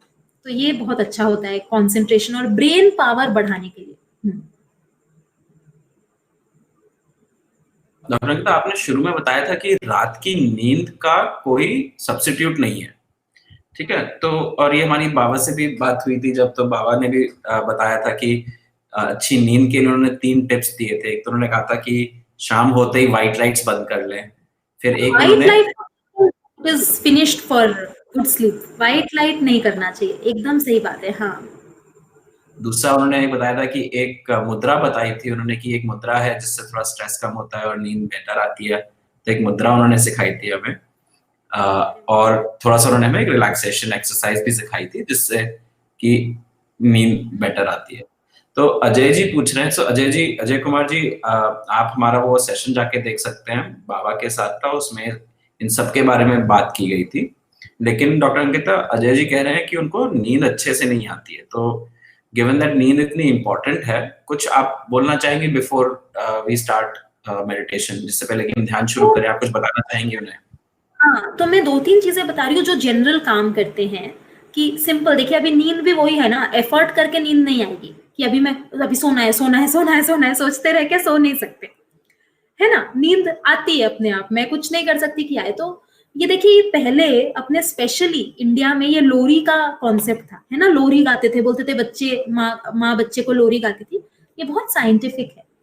तो इसमें क्या करते हैं, जैसे जस्ट सोने के पहले, जैसे एक बोलते हैं ब्रेन को थोड़ा सा ट्रेन करना होता है कि ब्रेन को अभी समझ में आए कि अभी सोने का टाइम आ गया, अभी तुम थोड़ा एक्टिविटी अपनी शांत कर दो, अभी सोने का टाइम आ गया। तो इसके लिए कुछ दिनों तक प्रैक्टिस करके ब्रेन को वही ट्रेन करना होता है। तो कैसे कर सकते हैं? आपको कोई भी अगर चैंट अच्छा लगता हो, या कोई भी इंस्ट्रूमेंट, जैसे कई लोगों को फ्लूट का, बांसुरी की अच्छी लगती है, या वीणा की, कोई भी हल्का सौम्य सा संगीत इंस्ट्रूमेंटल वो अच्छा लगता हो, तो वो आप रात को रोज बजाने, माने सोने के पहले बजाएं। या फिर कई लोग क्या करते हैं, सांस से भी होता है। तो जैसे कि सोते हैं तो 5-10 उज्जयी श्वासें लिए, या फिर 5-10 अच्छी तेज सांसें, जैसे तेज माने तेज, सॉरी, तेज एज इन नॉट वैसा इंटेंसिटी में तेज नहीं, जोर नहीं, तेज नहीं बोलना चाहिए, गहरी, लंबी लंबी धीमी सांसें। तो जैसे लेट के थोड़ा पेट फुलाएंगे पहले सांस से, छाती फुलाएंगे, फिर धीरे धीरे धीरे धीरे छोड़ेंगे। तो ऐसी लंबी सांसें लेंगे थोड़े समय तक तो नींद आती है। फिर एक योग निद्रा कर सकते हैं, जैसे शरीर के अलग अलग हिस्सों पे थोड़ा ध्यान ले गए और फिर सो गए। तो ऐसा कोई एक रात का रिचुअल बना लेना, जैसे होता है ना कि सुबह उठ के ब्रश करना, ये एक रिचुअल जैसे होता है होपफुली लोगों का। तो वैसे ही सोने का भी अगर एक रिचुअल बना ले, कोई भी, जैसे कि चलो रात होते ही सोने के समय मैं बिस्तर पे जाती हूँ तो मैं ये एक पर्टिकुलर ये कहानी सुनाते थे, बेड टाइम स्टोरी होती थी, वो भी एक रिचुअल हो जाता था ना कि चलो मैं ये कहानी सुनते सुनते मतलब सोना है, ब्रेन को पता है अभी सोने का समय आ गया। तो कोई भी इंस्ट्रूमेंटल म्यूजिक चला लिया, सॉफ्ट सॉफ्ट, ऐसा ढम ढम ढम ढम नहीं, बट सॉफ्ट म्यूजिक। या फिर कोई चैंटिंग, जैसे ये देवी कवचम बहुत अच्छा काम करता है, क्योंकि उसमें अलग अलग शरीर के हिस्सों के नाम लेते हैं, तो ध्यान ले जाते उसमें सो सकते हैं। या फिर कोई कहानी सी चला ली, या फिर कोई म्यूजिक सा चला लिया, या कुछ भी एक और साफ सुथरी अच्छी जगह पे सोने के पहले का कोई भी एक रिचुअल आप कर सकते हैं। या वो श्वास के द्वारा, पेट पे श्वास भरना, छाती को श्वास से भरना फिर छोड़ना, ऐसा कुछ भी एक एक्टिविटी, योग निद्रा, ये सब करने से भी नींद अच्छी होती है। और एक बोलते हैं ये पारिजात के फूल होते हैं ना, हर सिंगार के फूल भी जो बोलते हैं, पारिजात के फूल या उनके पत्ते लेके पानी में डाल के थोड़ा उबालेंगे, फिर उसको छान के पी लेंगे, उससे भी नींद अच्छी होती है। शाम के समय 5-6 बजे अगर पिए तो उससे भी नींद अच्छी आती है। Thank you doctor Ankita. So Ajay ji, आपको अपने सवाल का एक बहुत ही डिटेल्ड आंसर मिला। बीएनडी टीवी चैनल पे भी आर्यन जी का यही सवाल था कि बेहतर हाउ टू स्लीप वेल, बेहतर नींद कैसे पाएं। तो आर्यन जी, आई होप आपको भी अपने सवाल का जवाब मिल गया हो। डॉक्टर अंकिता, एक और क्वेश्चन है बीएनडी टीवी चैनल से हर्ष प्रभा अरोड़ा जी का। वो पूछ रहे कि हिबिस्कस वाटर को कैसे लें, और क्या हाइपोथायरॉयडिज्म जिसको है, क्या वो भी इसको ले सकते हैं? और हमारे चैनल पे एक सवाल था कि क्या बाथ थेरेपी का कोई साइड इफेक्ट होता है, तो अगर आप ये क्वेश्चन आंसर कर सकें प्लीज। तो पहले तो मैं बैच वाला बता देती हूँ, इसका साइड इफेक्ट देखा नहीं गया है क्योंकि इसमें कोई ड्रग है ही नहीं, ये पानी है बे मेनली। तो ये बोलते हैं प्रेग्नेंट लेडीज ले सकती हैं, जस्ट जिस बच्चे का जन्म हुआ है 0 डे ओल्ड बेबी भी ले सकता है। तो बैच फ्लावर का देखा नहीं गया है, ऐसा कोई रिकॉर्ड नहीं हुआ है साइड इफेक्ट, तो होना तो नहीं चाहिए। और बोलते हैं वो बैच फ्लावर रेमेडी कोई भी और बीमारी हो, कोई भी और दवाई खा रहे हैं उसके साथ भी ले सकते हैं, कोई इंटरेक्शन नहीं होता है उसका, तो वो तो काफी सेफ है। और दूसरा वो हिबिस्कस फ्लावर का तो क्या करते हैं, वो जो उसके बीच का हिस्सा होता है ना जिसमें पोलन लगे होते हैं पीले, उसको निकाल देते हैं। तो मेनली ये पत्तों की चाय होती है, हिबिस्कस के पत्ते निकाल के पानी में डालने का, 1 मग पानी लेके उसको 30 सेकंड से 1 मिनट तक उबालने का, उसका रंग थोड़ा बदलता है। तो उसका रंग होगा ऐसा डार्क रेड से वायलेट पर्पल के बीच का एक कलर आता है। वो थोड़ा कलर आने के बाद उसको छान के पी लेते हैं। अभी थायराइड में देखिए वैसे उतनी उतनी प्रॉब्लम नहीं होती है कोई, पर बोलते हैं कि आप फिर अगर थायराइड या कोई भी और हार्मोन का प्रॉब्लम है तो उसको रोज में मत लीजिए, खाली जब साइकिल होती है उन दिनों पे ले लीजिए तो फायदा करेगा। जनरल मत ले, सिर्फ जब साइकिल है उस समय ले सकते हैं, कोई नुकसान नहीं करेगी। Thank you doctor Ankita. दो सवाल अब मैं कुछ ऑस्टियोपैथी और क्रेनियोसैक्रल थेरेपी से जुड़े पूछना चाहूंगा। तो एक अमित कपूर हैं जो माइपचार चैनल पे पूछ रहे हैं कि साइटिका में क्या ये मदद कर सकता है, और अगर किसी को साइटिका की प्रॉब्लम है तो वो क्या करे। और एक मंजू जी पूछ रही है कि आर्थराइटिस हो तो क्या ये हेल्प कर सकती है। ये बीएनडी टीवी पे दर्शक है आज हमारी। तो शाइटिका में तो देखिए बहुत अच्छा काम करता है। शाइटिका ना बीमारी नहीं होती, मैं आपको बताती हूँ। शाइटिका मतलब कि जो शाइटिक नर्व जाती है कमर से थोड़ा पैर के पीछे के हिस्से तक, उस हिस्से में पेन आना। अब उसके बहुत कारण हो सकते हैं। कई बार क्या होता है, वो जहां से L4 L5 जो हमारे स्पाइन का नीचे का हिस्सा है, वहां से जहां से नर्व निकलती है उधर पे वो दब जाती है, उसके कारण होता है। नहीं तो क्या होती है, एक मसल होता है हमारे हिप्स में पायरिफॉर्मिस, उधर पे वो प्रेस हो जाती है, उसके कारण होता है। कभी कभी देखा गया है हड्डी ऑस्टियोफाइट ये सब बढ़ती है, वो इरिटेट करते हैं उसको, उसके कारण होता है। तो बहुत कारण से हो सकता है। तो ऑस्टियोपैथी में एक तो हम पहले पता करते हैं किस कारण से हो रहा है, और फिर उसको सबको रिलीज करने के तरीके होते हैं। तो ऑस्टियोपैथी सीएसटी दोनों से ही शाइटिका पे बहुत फायदा देखा गया। आर्थराइटिस देखिए, आर्थराइटिस पहले देखना पड़ेगा क्यों है। आर्थराइटिस बहुत वेग चीज होती है, ये हम नॉर्मली यूज करते हैं, पर आर्थराइटिस, आर्थस का मतलब होता है जॉइंट, जोड़ा, जोड़। और आइटिस, ITIS का मतलब होता है सूजन, इन्फ्लेमेशन। कंजंक्टिवाइटिस बोलते हैं ना, कंजंक्टिवा आंख का एक हिस्सा है, उसकी स्वेलिंग होना। साइन्यूसाइटिस, साइनस होता है जिनको, साइनसिस में सूजन होना। तो आर्थराइटिस मतलब जोड़ों की सूजन। तो अभी वो कौन सा आर्थराइटिस है, वायरस इन्फेक्शन के बाद आया है या एज रिलेटेड है, वेयर एंड टेयर से है, किस कारण से है देखते हैं। और ये क्योंकि अगर वो एज रिलेटेड हो या बोन डेंसिटी रिलेटेड हो, तो अभी बोन डेंसिटी कम है तो आपको थोड़ा विटामिन डी कैल्शियम खाना पड़ेगा, वो ज्यादा फायदा करेगा। तो पहले तो पता करते हैं किस कारण से है, उसके बाद डेफिनेटली सीएसटी ऑस्टियोपैथी में कुछ फायदा होता है। बट आर्थराइटिस बहुत weight, sciatica I will say 99% yes, 1% तो हर चीज में थोड़ा वो रहता है, बट बहुत ज्यादा फायदा करता है शाइटिका। एटलीस्ट मैंने देखा है जो आए हैं लोग ठीक होके गए। आर्थराइटिस उनके सिम्टम्स बेटर होते हैं, पर आर्थराइटिस में साथ साथ थोड़ा लाइफस्टाइल चेंज, थोड़ा कैल्शियम विटामिन डी ठीक करना भी, उसका भी कंपोनेंट काफी एडेड होता है। प्रीति जी का यही सवाल था आर्थराइटिस के। नहीं, हेल्प डेफिनेटली करता है, पर आर्थराइटिस में पता करना जरूरी है कि आपको क्यों और क्या कारण का और कैसा आर्थराइटिस है। वो पता करते हैं, वो आपको कंसल्टेशन के बाद ही पता चलता है। वो पता करते हैं और फिर उस पे काम करते हैं। आर्थराइटिस ऐसा, इट्स अ वेरी, ये बहुत जनरल चीज है, इसका एक स्पेसिफिक नहीं बोल सकते। जी शुक्रिया।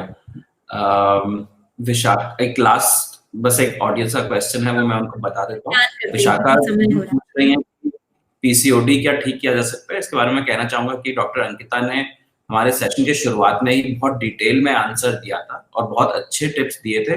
एक्सरसाइज बताई थी, कुछ होम रेमेडी बताई थी, कुछ फूल बताया था जिसका आप रस पी सकते हैं। तो उन सब से आपको बहुत फायदा होगा। आप एक बार ये सेशन जब खत्म हो जाए तो आप उसकी रिकॉर्डिंग देखिएगा जरूर शुरू से, तो आपको और इसकी मुद्रा डॉक्टर भी है, वो बीएनडी टीवी पे काफी पहले मुद्रा भी डाली हुई है। मैं उसका भी लिंक एक बार वापस इसमें चैट पे हम डाल देंगे, शायद बीएनडी टीवी में उसका लिंक अभी आ रहा है, तो वो चैट पे डाल देंगे उसके, तो इधर भी आपको उसको डाल सकते हैं वो लिंक, उससे भी फायदा होता है। और हाँ, मैं इस पे ऐड करना चाहूंगी, सीएसटी और ऑस्टियोपैथी से भी पीसीओ में बहुत फायदा देखा गया है। इतनी फीमेल्स को हमने, इतनी महिलाओं को हमने मदद कर पाए हैं इससे कि ये बहुत फायदा करता है। तो आपके अगर शहर में कोई है जो क्रेनियोसेक्रल थेरेपी ऑस्टियोपैथी करता है, आप उनसे संपर्क कर सकते हैं। और ये जानने के लिए कि आपके शहर में कोई क्रेनियोसेक्टल थेरेपी और ऑस्टियोपैथी कर रहा है नहीं कर रहा है, उसके लिए आप Shri Shri school of healing arts की वेबसाइट पे जाकर देख सकते हैं कि आपके शहर में कोई इसके प्रैक्टिशनर हैं कि नहीं है। उसका लिंक हमने पहले भी नीचे दिखाया था। सोशल मीडिया पे काफी एक्टिव है, तो आप अगर गूगल में सर्च भी करेंगे ऑस्टियोपैथी का तो मिल जाएगा। और सीएसटी तो हाँ, SSSOHA.com, उस पे क्रेनियोसेक्रल थेरेपिस्ट सारे ऑल ओवर द कंट्री, पूरे देश भर में फैले हुए लोग हैं, तो आपको कोई ना कोई आपके करीब मिल ही जाएगा। गरिमा जी, नेक पेन के बारे में आप पूछ रही हैं, उसके बारे में भी डॉक्टर अंकिता ने बताया था कि मिलता है। तो आपसे मैं यही गुजारिश करूंगा कि जैसे अभी डॉक्टर अंकिता ने बताया, आप एक कोई ऑस्टियोपैथी या सीएसटी प्रैक्टिशनर को प्लीज कांटेक्ट करें, उनसे आपको राहत जरूर मिलेगी। डॉक्टर अंकिता, हम YLTW बताया ना, वो भी नेक पेन में बहुत फायदा करता है। गरिमा जी, एक डॉक्टर अंकिता ने एक टेक्निक बताई थी जिसको YLTW कहते हैं। वो आप अगर हमारा सेशन की रिकॉर्डिंग फिर से देखेंगी तो उसमें उसका पूरा करने का तरीका बताया है। आप उसको जरूर प्रैक्टिस करिए। डॉक्टर अंकिता के कह रही हैं कि उसमें भी आपको बहुत मदद मिलेगी नेक पेन में। डॉक्टर अंकिता, अब हमारे पास केवल 10 मिनट रह गए हैं, तो मैं आपसे रिक्वेस्ट कर रहा हूँ थोड़ी मेडिटेशन जरूर करें आज आपके साथ। तो वही, क्योंकि हम 1 घंटा बैठे हैं, तो जो कहा था 1 घंटा बैठते हैं तो 1-2 मिनट थोड़ा हिलते हैं, तो अपनी जगह पे थोड़ा सा खड़े हो जाएं। पहले स्टिलनेस में जाने के पहले थोड़ा सा हिलना होता है, तो हल्का सा हाथों को हिलाएं, झाड़ें सर को, पूरे शरीर को, खाली हल्का हल्का हिलाएं हिलाएं हिलाएं, झटके।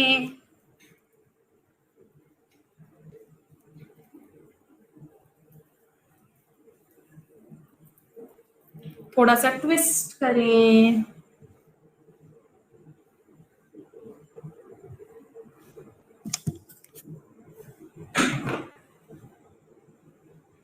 ये ट्विस्ट के साथ थोड़ी आवाज छोड़ सकते हैं, तो जैसे सांस लेंगे ट्विस्ट करेंगे तो बोलेंगे हा, तो हा हा हा हा हा हा हा हा। थोड़ा सा वापस स्ट्रेच करें, वही वापस थोड़ी गर्दन को ही अच्छी करते हैं। चलिए YLTW ही कर लेते हैं। बाई ऊपर हाथ और दोनों हाथ एकदम पीछे, जितना पीछे जाते हैं उतना ले जाए, सर सीधा रखते हुए। कंधों में थोड़ा सा स्ट्रेन आएगा, नॉर्मल है। फिर थोड़ा एल बनाएंगे हाथों से, ऐसा देखिए एल बन गया ना, एल बनाएंगे। अभी फिर हाथों को एकदम पीछे ले जाएंगे, पूरे एकदम आर्म से, हाथ पीछे, जितना पीछे जाए, गर्दन भी पीछे है। वापस आए, टी बनाते हैं, टी बन गया ऐसा टी। अभी दोनों हाथ पीछे, जितना पीछे ले जा सकते हैं, और सर भी पीछे। कंधों में थोड़ा स्ट्रेन महसूस होता है तो होने दे, वो सब निकल रहा है जितना टेंशन है। और लास्ट डब्लू बनाएंगे, ऐसा डब्लू। अब फिर दोनों हाथों को पीछे,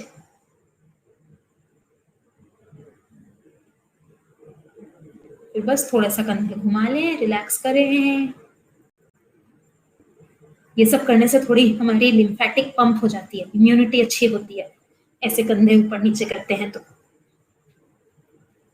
बस अब बैठ जाते हैं, जहां कहीं भी हैं बैठ जाएं, आंखें बंद कर लें।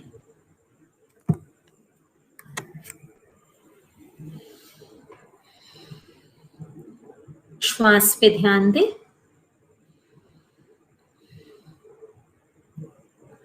श्वास की गति, श्वास का बहाव,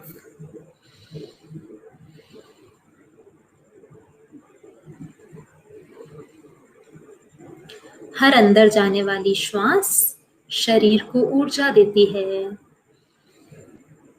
और हर बाहर जाने वाली श्वास शरीर को विश्राम देती है।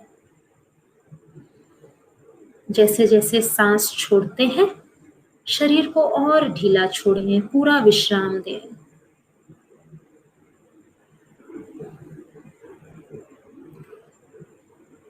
अपने वातावरण में हो रही सभी आवाजों के प्रति सजग हो जाएं।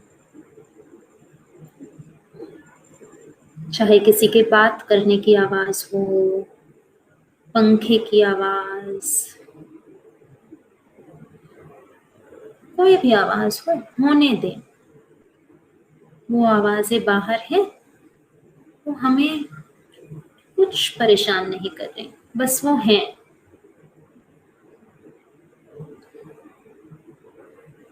आवाज के साथ हमारा ऐसा तालमेल हो गया है कि बस वो हैं, पीछे कहीं तो आवाजें हैं, उन्हें रहने दें। एक लंबी सांस अंदर और बाहर।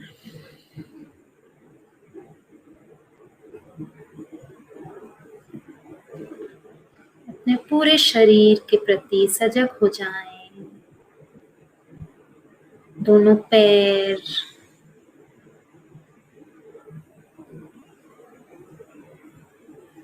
जैसे हमारा जो मन है वो हमारे पूरे शरीर की एक फेरी ले रहा है।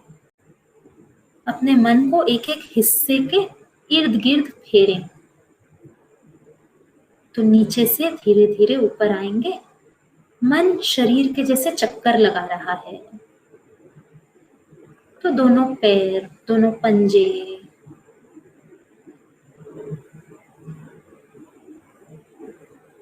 मन पंजों के इर्द गिर्द घूम रहा है।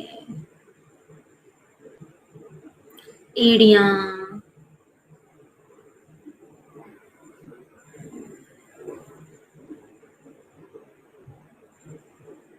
धीरे धीरे ऊपर आए पैरों की तरफ, घुटनों की तरफ। मन फेरी लेता हुआ घुटनों की तरफ आ गया है। दाहिने और बाएं घुटने में कुछ अंतर होता है तो महसूस करें।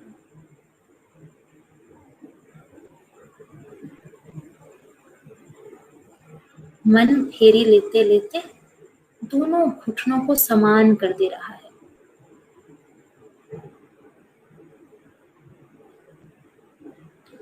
और ऊपर आए जंघा। मन जंघा के चक्कर लगा रहा है।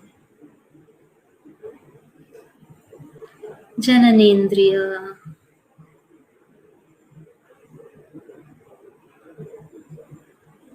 कमर,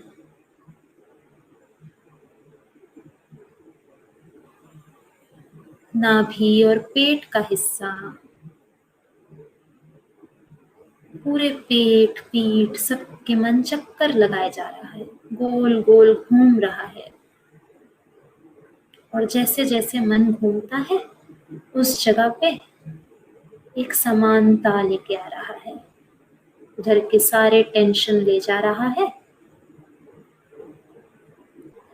और सब हिस्सों के बीच में एक समानता लेके आ रहा है। और ऊपर आए छाती,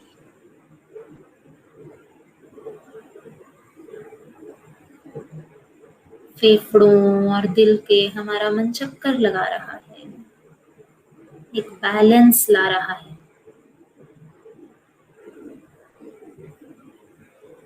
और ऊपर आए कंधे, दाहिना कंधा, दाहिनी भुजा और दाहिना हाथ।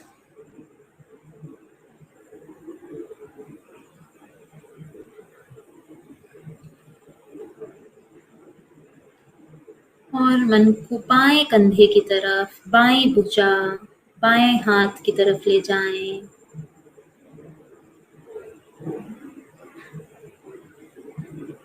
गर्दन,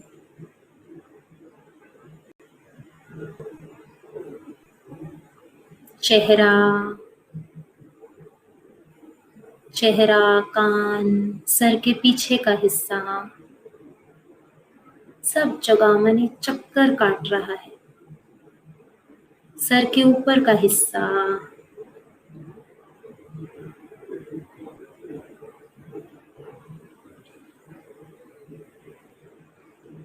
सिर से पैर तक, पैर से सिर तक मन ने एक पूरी प्रदक्षिणा कर डाली है। अभी भी प्रदक्षिणा चल रही है, उसे चलने दे।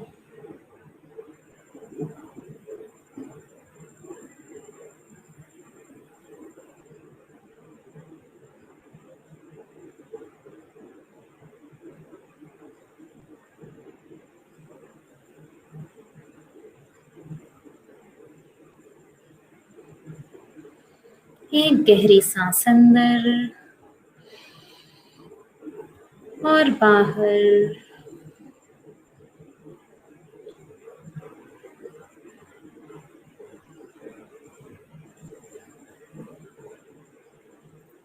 इस वक्त कुछ करना नहीं है, हमें कुछ नहीं चाहिए, बस विश्राम करें।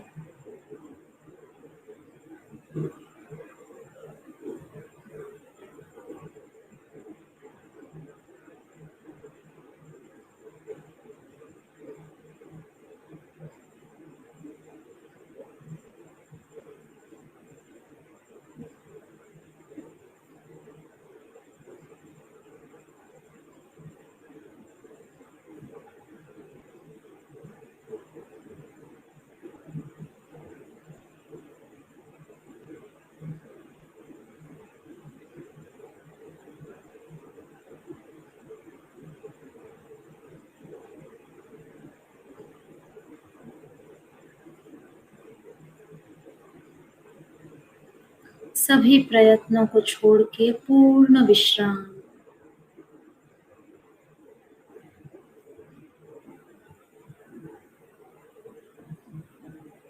शरीर का कण कण विश्राम कर रहा है।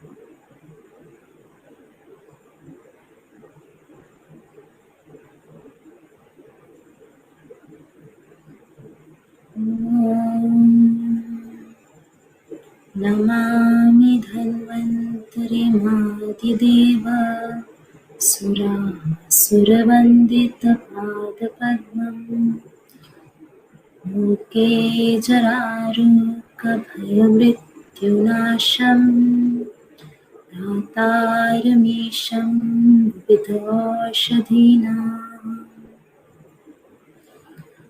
लोकाः समस्ताः सुखिनो भवन्तु। ॐ शान्ति शान्ति शान्तिः।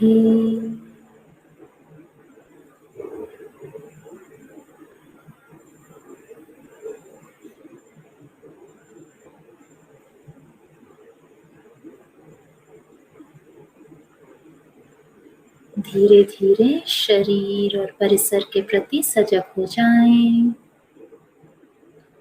और शरीर में हल्की फुल्की हलचल लाएं, उंगलियों को हिलाएं, पंजों को हिलाएं, गर्दन को थोड़ा हिलाएं और चेहरे पे एक मुस्कान के साथ धीरे धीरे आंखें खोल सकते हैं।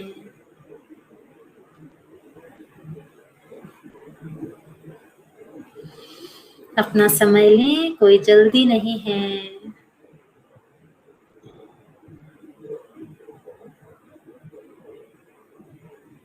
बहुत ही अमेजिंग था ये। ध्यान का यही है, 10 मिनट 7-8 मिनट किया होगा हमने, कितना इतनी सी देर में इतना अच्छा विश्राम, इतना अच्छा रिलैक्सेशन और मन की स्थिति इतनी अच्छी हो जाती है, तो एकदम चुटकियों में। अभी गुरुदेव के चैनल पे चलता है रोज दिन में 12 बजे और शाम को 7:30 बजे एक तो ध्यान चलता ही, उनके यूट्यूब पे हो, उनके फेसबुक पे हो, कभी भी। और वो तो 12 बजे 7:30 भी लोग कहीं नहीं ज्वाइन कर पाते, तो उस पे रहता ही है सब समय। एक लगा लिया कोई भी ध्यान और कर लिया, बहुत ज्यादा अच्छा। एक बार फिर से बताइए डॉक्टर अंकिता, 12 बजे और 7:30 बजे।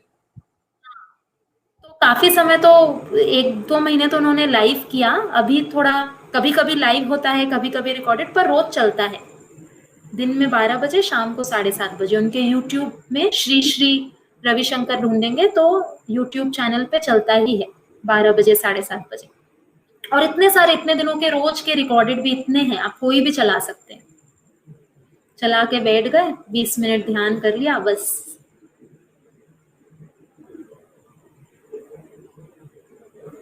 दर्शक रोज मेडिटेशन करना चाहें तो जैसे डॉक्टर अंकिता ने बताया, आप गुरुदेव श्री श्री रविशंकर जी के चैनल पे, यूट्यूब चैनल पे जाके उनके सैकड़ों रिकॉर्डेड मेडिटेशंस हैं और लाइव मेडिटेशन भी होती हैं, आप उनसे जुड़ सकते हैं और ध्यान का पूरा लाभ उठा सकते हैं। डॉक्टर अंकिता, इसी के साथ हम आपका तहे दिल से शुक्रिया अदा करना चाहेंगे। आज हमारे दर्शकों को आपसे मेडिकल एडवाइस मिली, आपने कुछ होम रेमेडीज बताई, आपने एक्सरसाइजेस बताई, आपने कुछ ऐसी टिप्स बताई जिससे हम अपनी लाइफस्टाइल या जीवन शैली चेंज करें और उससे बहुत फायदा मिलेगा। और आपने हमारे साथ ध्यान भी करा आज। तो एक पूरे 5 इन चीजों को मिलाऊं तो एक बहुत जबरदस्त आज आपके साथ एक एक्शन पैक्ड कॉन्वर्सेशन रही हमारी। और हम आशा करते हैं कि आप फिर से हमारे साथ जुड़ेंगी और हमारे दर्शकों के साथ बिल्कुल अपनी नॉलेज और विजडम शेयर करेंगी। बहुत बहुत धन्यवाद, बहुत अच्छा लगा बात करके। ऐसा एक आपने प्लेटफॉर्म दिया कि इतने लोगों तक पहुंच सके ये छोटे छोटे नुस्खे। और वैसे ये BND टीवी को भी वो सब्सक्राइब कर सकते हैं, मेरा भी चैनल है एक, अंकिता धेलिया करके, वो तो ऐसे नया अभी शुरू किया है, पर उसमें बहुत वीडियोस, और BND टीवी पे भी बहुत वीडियो और ये सब हम डालते रहते हैं, जिसमें ये टिप्स होते हैं, नुस्खे होते हैं, कभी कभी एक एक चीजों को पकड़ के। ये कई लोगों ने शाइटिका का पूछा था ना, तो कमर की भी कुछ दिन पहले डाली है, और की भी डाली है कुछ दिन पहले, ये स्ट्रेस हटाने की वेगस नर्व की डाली है। ये सारी काफी एक्सरसाइजेस भी मेरे भी चैनल पे हैं, तो उन पे सब्सक्राइब करके आप देख सकते हैं, आपको काफी चैनल मिलेंगे और हम डालते रहते हैं उस पे ये सब एक्सरसाइजेस और कुछ होम रेमेडीज। आप सबसे एक बार फिर से आप डॉक्टर अंकिता से जुड़ सकते हैं कि यूट्यूब चैनल को आप सब्सक्राइब करें, फॉलो करें। वहाँ पे आपको जैसी आज उन्होंने बढ़िया टिप्स दी, वैसे ही आपको और बहुत सारी बढ़िया टिप्स मिलेंगी। और BND टीवी चैनल, जहाँ पे बाबा, दिनेश और डॉक्टर अंकिता सभी के वीडियोस और टिप्स मिलते हैं। बाबा और दिनेश से हम पहले बात कर चुके हैं, आज डॉक्टर अंकिता से भी बात करने का सौभाग्य मिला और हम इनसे सबसे दोबारा से फिर से जुड़ेंगे ताकि आप तक हम ऐसे ही बढ़िया टिप्स, नुस्खे और मेडिकल ट्रीटमेंट्स आप तक पहुंचाते रहें। Thank you very much doctor Ankita, नमस्कार। और हम उस दिन की वेट करेंगे जब आप फिर से हमारे चैनल पे आएंगे। Thank you very much. बहुत बहुत शुक्रिया, बहुत अच्छा लगा।